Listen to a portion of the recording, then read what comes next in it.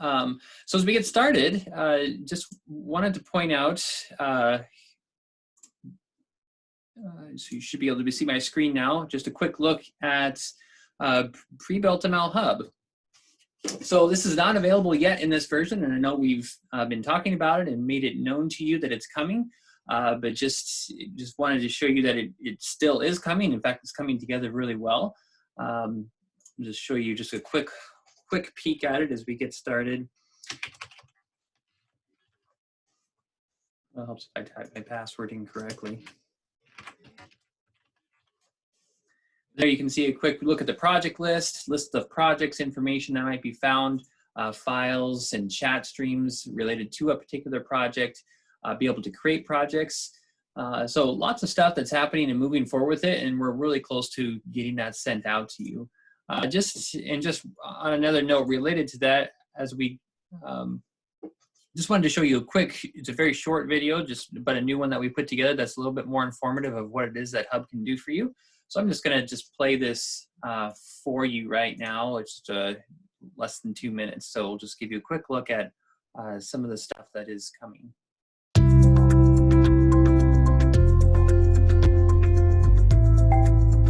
From sales desk to workstation, PrebuiltML Hub provides you and your estimating team with a comprehensive job management and tracking platform. Whether you're an estimator or salesperson, everyone can keep an eye on all of their jobs from either their computer or smartphone. You can leverage PrebuiltML Hub for just your work, or you can invite other colleagues to your team. Whatever the size of your team, projects are centralized, giving the right people the right information at a glance. See which jobs have been completed, which ones are in progress, and stay ahead of the curve by keeping track of projects scheduled for the future. PrebuiltML Hub makes it easy to work together with other team members using the project chat, or by requesting and approving revisions with just the click of a button. PrebuiltML Hub works alongside our premier construction takeoff software, so new projects can be created and started directly from PrebuiltML Hub. Once a project has been started, PrebuiltMLX is automatically opened and ready to start your estimate. As you complete your layouts and materials lists, they can each be posted and reviewed in PrebuiltML Hub's cloud, so wherever you are, you'll always be able to keep your clients and customers up to date. So take a load off your mind and let PrebuiltML Hub help you manage your estimating efforts from the start of a bid to the completed materials lists.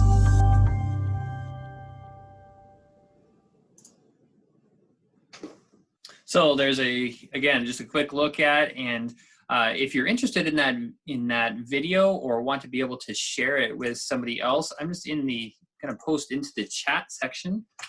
There's a link to where that video is at, so you feel free to copy and paste that and share that with perhaps with others, or review it again later just to see how it might be more useful to you in the future as we get that more up and running. In the meantime, I want to go back and I'm going to show you my screen here. Should see it now. And so here's the latest version of PrebuiltML X or Estima, again, as I mentioned before. And just to clarify, this is version 4.12.0.3386 should be the latest version that you're seeing.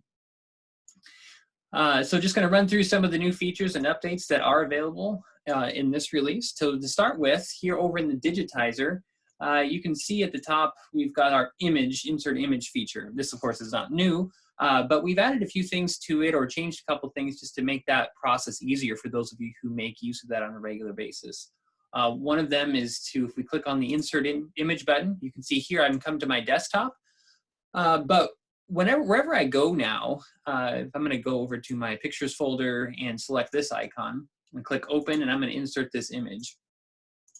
But now if I go to insert another image along the way, it's going to take me back to that same folder. And that folder is unique to the image gallery or the images that you are storing or on your local computer. So if you have a spot that you keep all of your particular image files in that you like to paste in, it will be much easier for you to browse that location and find those. In addition, another way that we've improved images is the ability to actually preset those images. So if I take this image that I've already inserted into the drawing, I can right-click on it and I can choose to save as preset.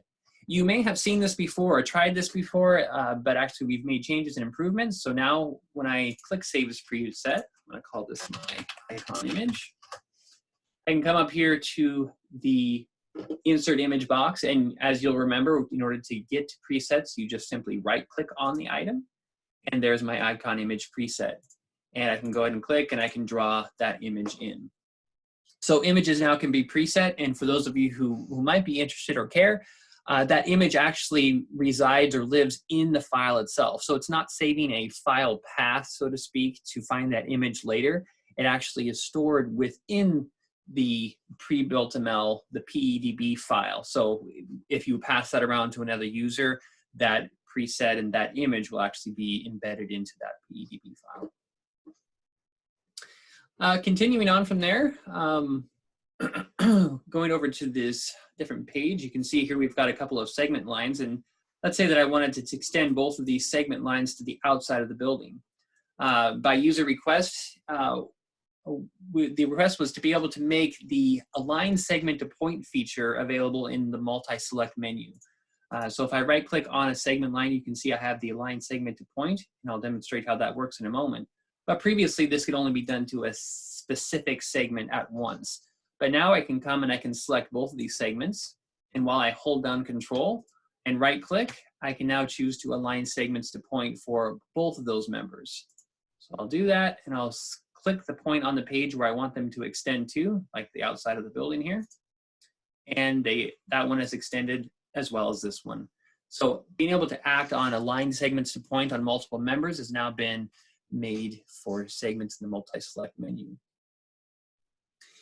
Shifting over to the floor plan here, we've made several changes to labels, one of which relates to hanger labels. Hanger group labels specifically. So right now, I can come to a hanger, and if I wanted this hanger that is currently part of this group label, but I once wanted it to have its label as a separate item, I could right-click on this specific item and choose to uncheck the box for eligible for hanger group label. When I do, it no longer participates in that group label, and it becomes its own separate label here to the side. So if you have cases where you want to be able to break those out, that's how you would do that. Again, by right-clicking on that hanger option and choose to uncheck that box for eligible for hanger group label.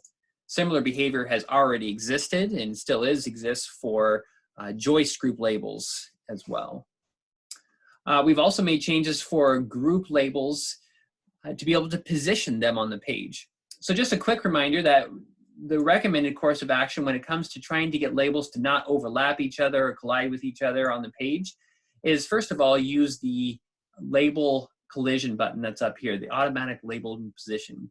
So when you come to a page, you can click that button, and it will reposition labels as best as it can to keep them from overlapping on top of each other. Sometimes it doesn't necessarily do all the trick, and so you have other options to move them. The new one that we've introduced in this release for moving and positioning labels relates to group labels. I can come to a group label and right-click on it, and I now have the option to position that group label. When I click it, I can click anywhere in that range of where that group label might be and tell it where I want that group label to show up as. So when I click over here and I say I want it to be in this location, notice that the label itself slides up to that location, and then the group label leader line also shifts accordingly. So again, if I right-click, choose Position Group Label, put it down here, it again follows where I want it to be. The same would also be true for hanger labels. That same option is available, Position Hanger Group Label, and I can move it to that location. That setting actually will remain intact, so if I go to another page and return again, they're going to be at that location. Same would be true if I save, closed, and reopened the job. Shifting over to the main floor plan here, made some changes or some new abilities when it comes to wall assemblies, specifically that you're now able to set the height of a wall assembly from the digitizer itself. Here's a good opportunity to just remind everybody that the plan tab, you can see here, can be dragged out separately. So you can view on two different screens the plan tab as well as the list from here. But some people, some people choose to work with both screens side by side, and it's very convenient to be able to work in the wall assemblies here as well over in the plan tab. However, for many of you, you actually prefer to work from the digitizer, and so it's been a request of many of you to be able to set that just right over here in the digitizer itself. So you can see here I've got my garage walls right here. I'm going to come over here into the takeoff items list. I'm going to click on the garage, 6-inch garage sheathed. If I right click on it, I now have an option for wall heights. So I can set that to be any specific height that I want it to be. In this case, let's say that I wanted it to be just a 9-foot wall instead for garage heights. I'll click OK. And now if I hit Control P actually and just run over to the report, so I haven't actually even gone to the list at all, it's going to pull this report open. Let's take a quick run down. And I'll come to wall materials. Here's my garage stud heights, and they've been set to 104 5/8 accordingly. So again, you have the ability to set the wall heights. It is worth noting that that option for the wall height setting is only available once it's been linked to a pack. So for example, if I draw a line over here off to the side, and I come to the application list and I choose to call it a wall assembly. Okay, so now it's a wall assembly there, but I haven't picked a product or assigned it to a list yet. If I right click on it, notice that the wall height section is actually not available. It won't become available until I actually set it to a specific product and assign it to a pack. So wall height's available from the digitizer. Coming back over to the floor framing plan, just a reminder for those of you who, if you hadn't seen it before, it's certainly been here for a while, the ability to create a framing layout from right here in the digitizer by clicking on this camera button. I'll click this, box around the area that I want it to, and I'll call this my upper floor framing. The reason I wanted to bring you to the framing layouts to show you another feature that we've released in this round, and that's the ability to actually add markups directly to a particular layout. So previously, markup items like highlighters, notes, and clouding and things like that had to be done in the digitizer, but based on feedback from many of you, you guys want to be able to sometimes mark up just the layout itself. So now you can see up here in the toolbar that you've got the options for those different features. So for example, clouding, if I wanted to draw attention to this particular layout right here, this part of the layout, I can do that. Or I can even draw attention to a particular dimension over here as well on this material list.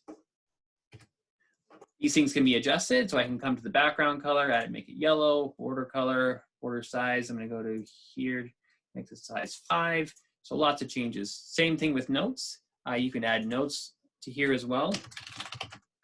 And of course, these things are available with rich text, like what we introduced a while back. So set that to whatever size you want, make it extra big, all those different changes that you might want to do. But then finally, also note that as far as your defaults go, so right now you can see the defaults come in a certain way like I drew, but if I right click on one of these items, I also have the option to choose to set the current settings as the defaults for borders or for highlighter or for whatever. So if you have a preferred color or way that you like to mark things up for your layouts, then you can set those as defaults, and then those will be held there for your future options. But again, those things are different for layouts. So right now, if I was to close this and go back over here, you can see in the plan tab, obviously none of those layout markups items show up here in the actual digitizer. But if I come to the framing layouts and choose to view that framing layout again, then those same markups will remain, and I can choose to delete them or remove them at a later time if I wanted to as the project moves forward. Bumping over to the reports tab, lots of different changes actually that we've implemented on this side. So to start with, for those, especially for those of you who make use of the SKU mapping and pricing features, we've introduced some different options that are available now, again, based on some heavy user feedback. Specifically as it relates to SKUs. So you'll remember that before that we had just a either without pricing or with pricing option when you're viewing those reports. So if you were using view pricing and you would pull up the report, it would run through and it would map those SKUs for you. And for many of you who are only using the SKU mapping portion, here is what the report would have looked like originally was, here's the unit of price, the amount, the price column, and the total. And for many of you, you would say, well, all I want to see is be able to just see the SKU over here because that's only the portion I'm using. I'm not making use of the pricing in my case. So what we introduced in this time around is that you now have the ability to set a SKU only version of these SKU mapping reports. So now if I come and click view on that same report with the SKU mapping only portion indicated, if I come down here, once it finishes pulling mapping, I'm gonna pull up, and you can see now I have a different layout here. I've got the unit of price, the amount, and then specifically explicitly written out is the SKU itself. In addition, to help you out with that, especially the SKU mapping and pricing portion, we've also introduced more clear error warnings for you. So you can see at the top here, I ran this report and it shows me that I have 15 line items that are missing a SKU. So if I had maybe using a product I'd never used before and had failed to map, it's going to bring that to your attention. And also to make those, again, more obvious and clear to you, we've also turned those items red down here in the report, just so making it very simple for you to identify where those items are so you can resolve those. And of course, you can resolve those over in the database. And if you're making use of the pricing feature, those same warnings would also show up for any mispriced items. On the reports tab as well, I'm going to choose to view this list again.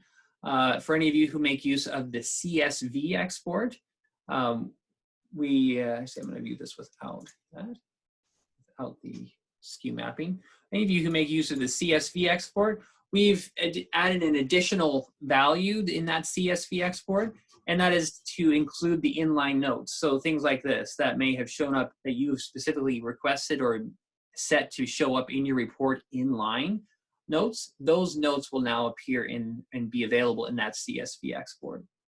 And another report that we've also made available is a new report style or an export style. So if I'm going to come to this report, click export, and in the drop-down list here, another option is the XLS format. Again, probably most useful to those who are trying to get into a point of sale system and your particular point of sale more readily recognizes that particular format, then you could leverage and make use of that. It's going to follow very much the similar layout and structure as the CSV as far as just visually what you would see, but then this file structure itself follows that XLS format. So just making you aware that that is available as well. A couple more things here on the reports tab. One is a new style of QL that's available. So here's the QL style that we would normally view. If I scroll down to the upper floor framing package, you can see here we've got some TGI 210s. And there was a large collection of them. Has a total of 899 feet. And then listed here are all of the QL lists, the quantity length list of all the different lengths and quantities, just listed out in a nice neat row. But based on feedback from some people, they would like to be able to see that QL list slightly differently. So we introduced a new option there. So if you go to the edit button, or if you're creating a new report, either way, when you're using the QL option for your QL style, you'll have an additional checkbox that's available down here called QL by line. We'll go ahead and check that and turn it on. Click OK, and let's view this report again. So we're still running a QL report. So if I come down here to that same location, here are those TGI 210s that I had called and the 899 total lineal feet. But then you can see that the QL list, instead of just one long line of them out here, each length is put onto its own separate line. So if you're needing an export that allows you to see it this way, maybe it's just cleaner for you or just how you prefer to see it, this is available to you now. So it follows very much a similar structure to the cut logic report. It's just doesn't contain any of the actual cut logic information off here to the right-hand side that would appear in that style of report. And then finally, in the reports tab, we've added an additional style of reports that's available down here in the report format. If I click on the drop-down list, we now have a notes-only report. Some users were wanting the ability to be able to create a separate PDF easily that just only had the notes page in it for their project or for that specific list. So I'll just call this notes only after having picked that. I'll click OK, and that appears here. So where you might be able to leverage this especially, you could certainly view it from here and print it to PDF. Like if you come to the Publish tab, remember also, and hopefully many of you are making use of the Publish tab, the goal here is that you can set this up in your template file the way that you want, in which reports you want, in which formats you like, PDF, Excel, CSV, and so on. And then just all you have to do at the end of your job is come in and push the button once, and you actually publish all of those files out at once. So you're not having to sit there and make all those ones manually, individually. But you can see here's my notes only report set to a PDF. So now it's included in my standard publishing. So now I don't have to make that separate file if that's something that's useful for your particular mode of operation. And again, one other thing I'll just note here, not a new feature, but again, if for those of you who are making use of the Publish tab, and again, hopefully that's many of you, save you a bunch of time. But it's the ability to reference job-specific information to automatically fill here in the file name. And maybe this was why some of you haven't used the Publish tab before, but just to show that you actually can do this. So here, if I wanted my notes only to be also have a name in it that was the same name as the project name, I can do a square brace, type in project, and close that square brace. And so now when actually I print out and create this, the file name will be called notes only, as well as whatever the project name field says. So over here in the general tab, whatever value is filled in here is what will be filled in here when you actually send out that or publish that actual report. And then if you ever want more information on, there's several fields that you could reference there. I'm gonna just hold my mouse right over the top of this. And this is, you can do this actually in other parts of the program as well, but I'm gonna hold it right over the top of this here. And I'm gonna hit the F1 feature. So I'm gonna hit F1 on my keyboard while I hold my mouse over it. And it's gonna pull up an article just giving me more information about that specific area of the program. In this case, the Publish tab. And you can see down here, here's the list of different things that you can reference in that Publish tab. Tracking number, project date, revision date, and so on, that you can actually automatically populate into those file names. So again, hopefully you are making use of the Publish tab and making that some good time savings for you as you work through your different jobs day by day. Okay, getting close to the end here, just a couple of final things to point out that are different and updated. One again relates to walls. So over here in wall assemblies, for many of you, you may have come to your wall assemblies, come to products and more products. And when you go to specify your specific item, you get to this portion, you say, wow, what are these extra fields? Upsized studs, upsized bottom plate. I never use those things. And over here in the project, in the list tab, you can see there's these extra columns off to the side. And if we were to, fill these in, let's call this 38 and 38. And if we pull up the wall view, just to show you what these things are doing, if you're using, here's the standard view of just your standard framing. If we go to sheathed, we add on the sheathing. If we go to the upside stud section, every 4 feet, it's adding that extra upsized stud plate. And that could be for very specific nailing requirements to specific locations of the country. Similar with upsized plate and upsized stud would be both similar ideas. But that's going to be very unique to only very specific sections of the country. So for many of you, you're probably just think that's just extra clutter that you wish you didn't have to look at. So in response to that, we've come to the tools. You can go to settings. And then down here at the bottom, there's a new checkbox, a new option that you can have, which is hide upsized abutting studs and bottom plate on wall assemblies. I'm going to check that box. Click done. This is just a user preference setting. So now you actually don't have to look at that anymore. It's not an option. You can just tab right past those fields. So those are all grayed out here in that view. And the same would be true over here in the plan tab. If I come to a product, more products for on a wall assembly, and I click in here, now all I have to look at as far as my final choices are unsheathed or sheathed. So for those of you, probably the majority of you who are in sections of the country where those don't matter to you, you can choose to hide those things away so that you're not having to look at those any further. Last, pull down from the file menu. Some of you may make use of this feature, and that is file, the new from option that used to be right here. We've changed that verbiage or that phrasing to create copy, just to make it a little bit more clear as to what actually is happening in that location. So if you've used that feature before, just be aware that all the functionality is still the same. We've just adjusted the wording there to be create copy instead. So thanks for taking the time to join in today. Again, that version number is 4.12.0.3386 would be the one that you should be looking for.